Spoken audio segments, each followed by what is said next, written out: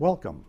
I'm Carl Frederick, and I will be interviewing individuals for Kenosha Voices, an oral history project of the Kenosha County Historical Society in conjunction with Kenosha Community Media. I have worked in newspapers for more than 40 years as an editor and a reporter. 38 and a half of those years were at the Kenosha News. I am also a member of the Kenosha County Historical Society Board. We hope you enjoy these programs. I'm speaking with Sue Grulich, Kenosha County Fair board member and 4-H leader. Thank you for joining me today. You're welcome. Okay. When did you start going to the county fair? Well, really, I wasn't quite a year old. My parents took me. But then, and we would go every summer. Then in it would have been 65, 64 I started in 4-H, and that would have been the first, in 65 would have been the first year I entered as a 4-H member. Was that the first year you were able to, and how old were you? Right. I was 9 years old when I could join 4-H. Okay. And then what did you show at the fair? I had chocolate chip cookies and I think muffins. Okay. And why did you decide to show anything? Was that a requirement with 4-H? Well, it's kind of a requirement, but showing at the fair shows what you've learned and how you've progressed, because then it gets judged by other people and at that time it got judged against other ones that were in 4-H too. Okay. So, and then the next year, you started out with cookies and muffins. Did you do food again the next year? I did food the next year, but I don't remember what I did, but I also did sewing. And for that I remembered I had made a scarf and an apron and a gathered skirt. Okay. And did you continue showing in those categories? Did you expand after that? Sewing, I exhibited all, or 9 years, and then the third year I was in 4-H, I started showing dairy cattle because I lived on a farm, and my brother had started showing the year before, because then he was old enough to be in 4-H, and my dad said, if we're taking one animal to the fair, we might as well take two. And how is that different than, obviously different than showing food and sewing? What were your responsibilities for showing dairy? Because, well, for dairy, we had to take care of the animals, and even at the fair, each club had an exhibit with all the kids from their club and their animals, and so we had to be out there every day to help take care of our animals and to keep what we would call the barn clean, and so that when people came through for the fair, that we had a nice exhibit. We also put up decorations, and we had signs with our cattle's name on it and everything. And then we would also put up the ribbons that we received on it when they were judged. Okay. And what was the judging like? How did they judge the dairy? Dairy cattle, they put, at that time, they put the same breed into a class, and it would be the same age animals. Like if it was a heifer calf that was maybe like 4 or 5 months old, they were all in the same class, and we would have to learn how to put a halter on them and lead them and in the show ring, and and they would have to be clipped and washed and clipped and cleaned to be showed. How obedient are cattle? Some are okay, and some of them like to try to run around and stuff, but if you work with them usually from the time they're born until fair, they usually lead pretty good, unless sometimes it's different from being at home in the barn, and sometimes they might get spooked from different things, but usually shows were pretty good, that it was very organized and the cattle behaved themselves. And then for how long did you show things, cattle and other items at the fair? Till 1974 was the last year I showed as a 4-H member. I graduated, I did my 1 year after high school, and that was the last year I showed cattle. Plus, my dad had also sold the farm the following year, so then we did not show anymore. So 1 year after high school was your last available year to be in 4-H? To be a 4-H member, and then after that I went on to be a 4-H leader. And what kind of parts of the 4-H did you lead? A club, an area? What did you do? Well, first I started out with being a project leader for what we called Exploring Kids, and at that time they were 9 years old. And then later on, I went on to also teach cake decorating, which I still do, and I'm also general leader for the Salem Pioneers 4-H Club, which has been a club since about I think it's 53, so they've been around for a long time. Do you know if that's the oldest club? No, we're not. I think it is Bristol Drivers or Bristol Challenge is the oldest club in the county. Okay, and how many clubs are there in the county? Right now, well, we have, I think it's 10. There's 3 in the Kenosha area, and then we have about 7 out in the county. Okay, and in addition to being a 4-H leader and teaching, I know you're a member of the board. How long have you been a member of the county fair board? I've been a member of the county fair board for 40 years, or well, really before, yeah, for the fair board itself for 40 years. Plus I also have been a president, vice president, and treasurer for the Kenosha County 4-H Council, which right now I am serving as an appointed treasurer, which I've done about the last 10 years. Okay, and what made you decide to want to be on the fair board itself? Because I liked fair, and a friend of mine said, come to the meetings, and to be on the fair board, you have to be a lifetime member of the fair, which you would pay a fee, and then you get this lifetime membership, which gets you into the fair every year. Every year they send you a ticket, and you can get in. You get a pass to get into the fair every day. So if you're a lifetime member, then do you get appointed by the rest of the board? How does that work? In November they have an annual meeting, and anybody that's a lifetime member can attend that annual meeting, and you have voting privileges then. And they have a 21-member board, which every 3 years, well, each year there's 7 members elected to the board, so it's a 3-year term. And the 1 year I got nominated, and every 3 years you're back up for re-election. And so far I've been lucky, and I've been re-elected. I did serve as vice president for a year one time, and said that wasn't something I like, but I do like being a superintendent at the fair, and I also do a lot of other things out at the fair. It's just not fair time. With being a fair board member, the fair also owns the Kenosha County racetrack, which is out, and sometimes it might be even working in the food stand there, or selling tickets at the gate, or helping with different things for that. Mm-hmm. Okay, in addition to 4-H, do children have other ways to participate in the fair? They can. We do have what we call an open class junior fair. They can show in that if they're not a 4-H well, they don't have to be a 4-H member to show in the junior fair, because Boy Scouts can show, Girl Scouts, as long as it's a recognized group with a leader. They can also show, like other things for open class, they can show in open class dairy. They can bring calves out and show in the open class dairy. I'm going to say that's the main thing for showing, but other than to come out and have a good time at the fair.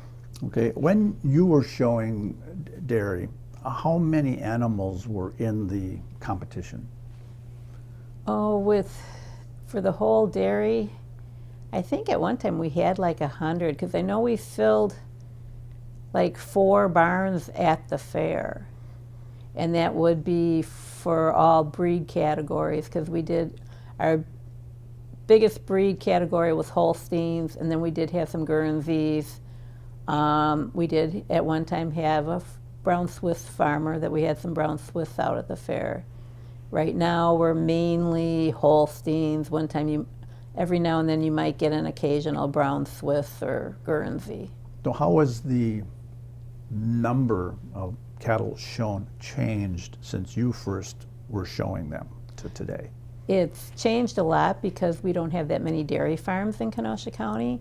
A lot of the kids are doing since they don't live on a farm, they are doing managerial, and they're going to the bigger farms like Mighty Grand Dairy in Brighton. I don't know how many kids show cattle from that farm. And then there's a couple other farms too that will have the kids come to their farm and work with them and show them how to feed them and lead them and take care of them too. And so then they allow the kids to bring their animals to the fair, even though the kids don't own them. So there used to be a lot more children showing because there were more farms, and the reduction of farms has made it harder to show. Right. Okay. What about other categories at the fair? Have they changed much? You said you started with cookies and muffins and sewing. Are they still doing those things? Have they expanded or changed? They're still doing those things. Even they're still doing gardening. When I was in, we did not have what they called arts and crafts.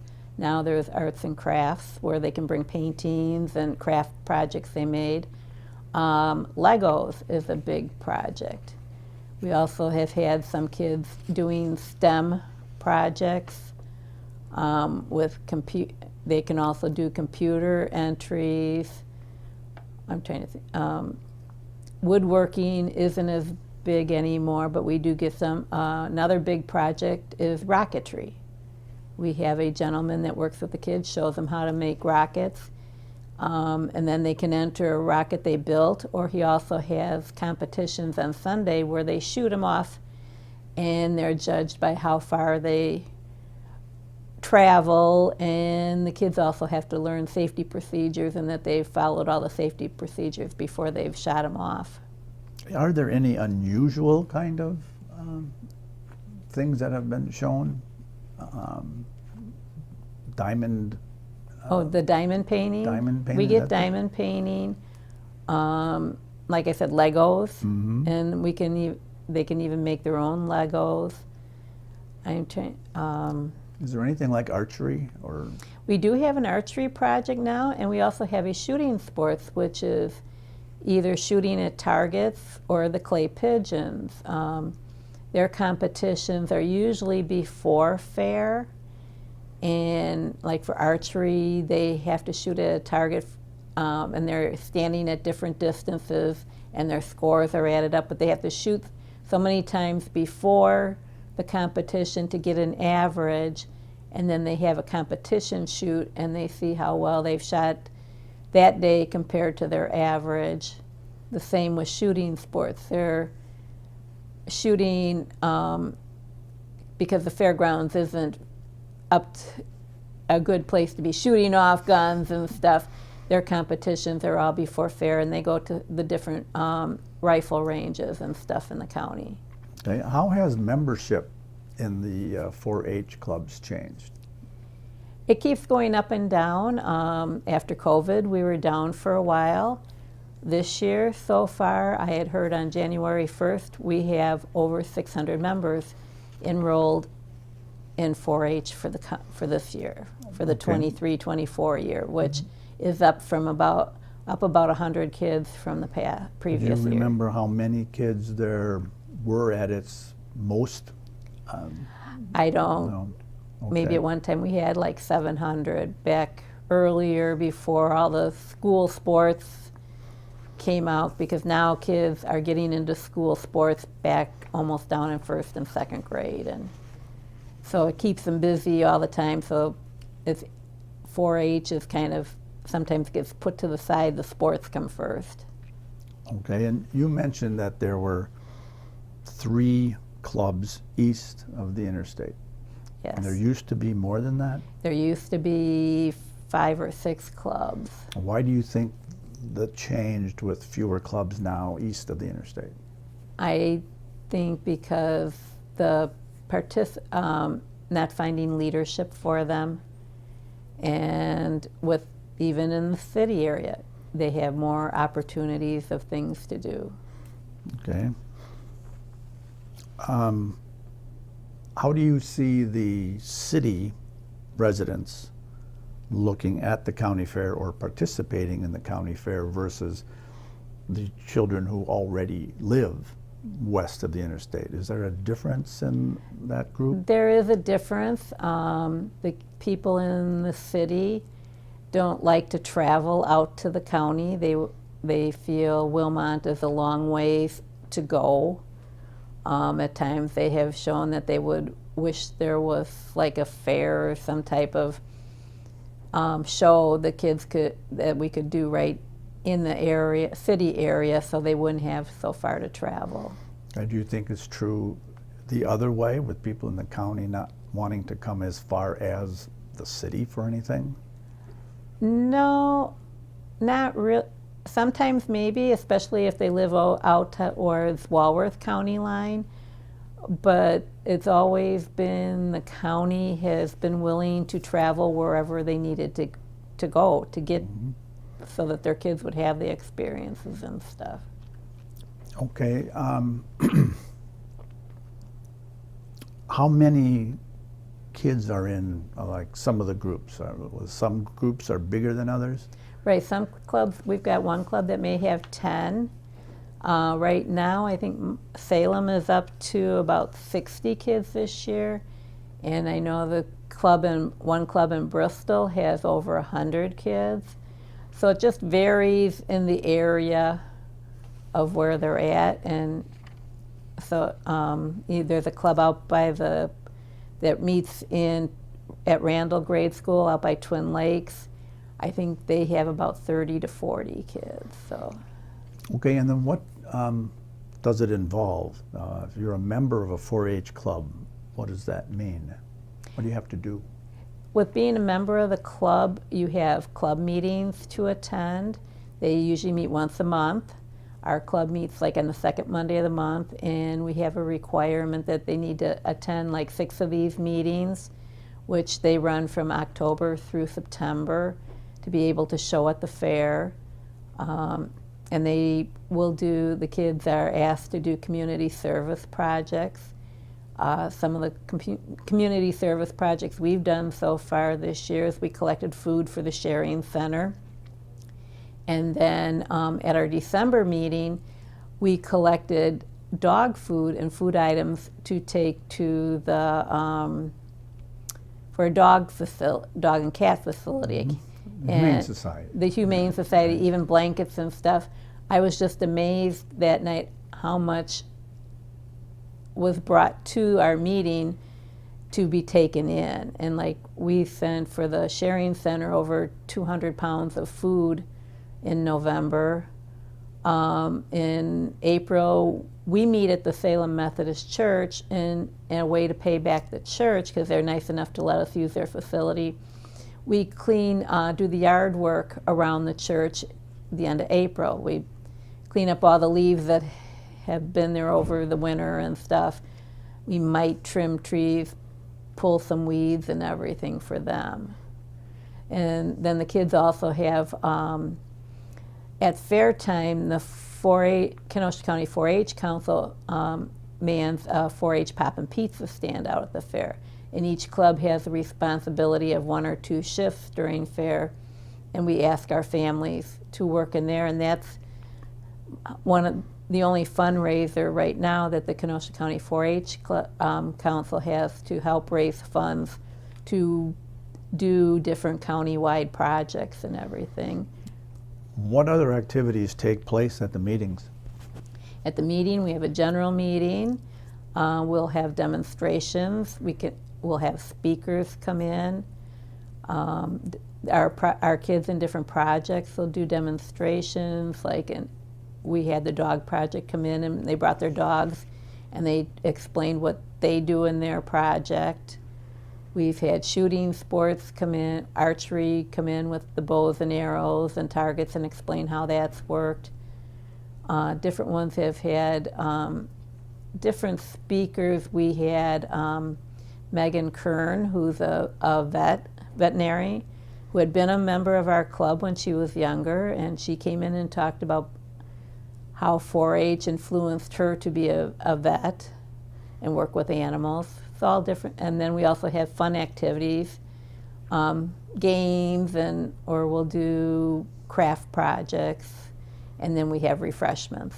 And what other activities or what other programs are available to 4-H members in general? Have they expanded into greater opportunities? Yes, there's Space Camp where they can go to Huntsville for that.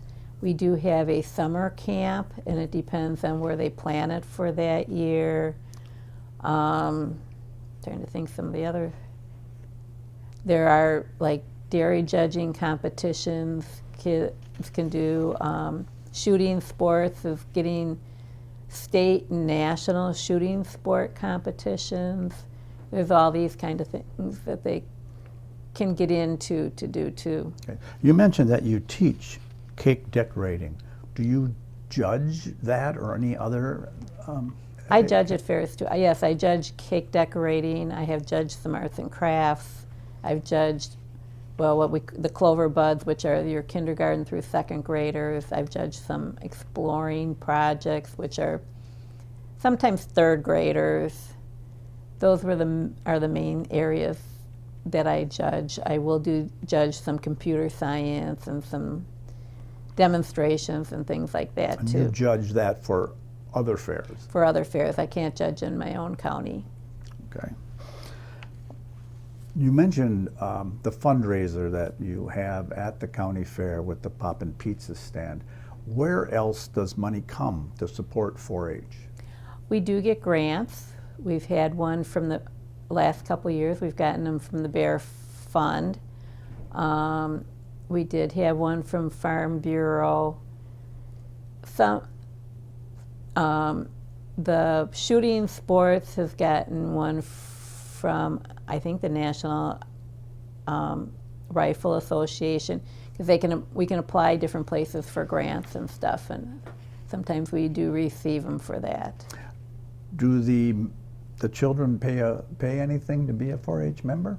Yes, we have a $15 member fee, which part of that usually goes to the county to help with the programs and with stuff our educator does. Some clubs also ask for maybe $5 per. Our club did this year, asked for $5 per family to help with some of the things we do. I know Slade's Corners 4-H Club does they have an auction in December that the families bring different baskets, and they have an auction right at their meeting, and they've raised over $1,000, which then they use for their community service projects. They had 3 different areas that they divided the money up and gave it to them. Okay, and what kind of an annual budget does the 4-H Council deal with? We don't have a large budget. It's about maybe $25,000 to $30,000 budget. It's to help with camps and projects, and we also do a Pinewood Derby. We have a county-wide project day, stuff like that. It's not a great big budget for that, for all those things. Okay. And what is the future of 4-H? What are you seeing coming into 4-H right now? I think it's still going to be going strong, especially this year after seeing how many more kids and families have enrolled. People are getting back to doing more family-orientated things, which 4-H is. And I've seen more things being coming into development, like adventure, outdoor adventures where the kids can learn about camping and stuff like that. When you have new projects like that coming in, or even your shooting sports, you seem to bring in more kids, and I think it'll help keep 4-H strong. You mentioned an increase in children participating. Do you see adults participating more, becoming involved? Yes, I've seen in our club, more of the families, the parents, if the kids are in, they're more eager to step up and help out, and which I think is a good thing. We need that. We need to get our families made strong again. Okay, and you mentioned changes that you've seen over the years in 4-H. How do you see that changing for the future? Do you see any of the things today that are going to adapt or change over to something else? So how do you see those things? You There think probably are. I mean, it depends on, I shouldn't say what's the fad now, but that's usually the way it goes, is what people are doing. Then that comes in, and some things will fade away. It'll just depend on how society keeps going. So it's kind of, the 4-H has adapted since you started showing to today. You see it adapting going forward. Yeah, it'll keep adapting because that's how they're going to keep strong. Thank you for joining me today. You're welcome. It was nice talking to you.